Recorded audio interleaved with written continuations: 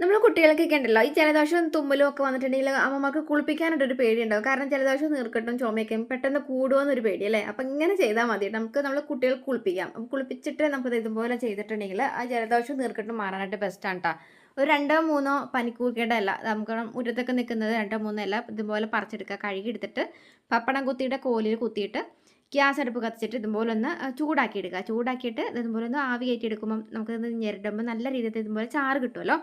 ഈ ചാറ് നന്നായിട്ട് ഇതുപോലെ ഒന്ന് പിഴിഞ്ഞെടുക്കുക കേട്ടോ.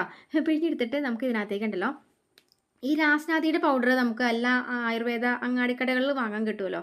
അപ്പോൾ ഈ രാസ്നാദിയുടെ പൗഡർ ഇതുപോലെ ഒരു നുള്ളെടുത്തിട്ട് നമ്മൾ ഈ വാട്ടി പിഴിഞ്ഞ് വെച്ചേക്കുന്ന പനിക്കൂർക്കയുടെ നീരിലേക്ക് നന്നായിട്ട് മിക്സ് ചെയ്ത് കൊടുത്തിട്ട് ഈ ഒരു നീരുണ്ടല്ലോ, ഒരു നുള്ളി നീര് നെറുകയിൽ ഇട്ടിട്ട് ഒന്ന് ജസ്റ്റ് ഒന്ന് മസാജ് ചെയ്ത് കൊടുത്താൽ മതി കേട്ടോ.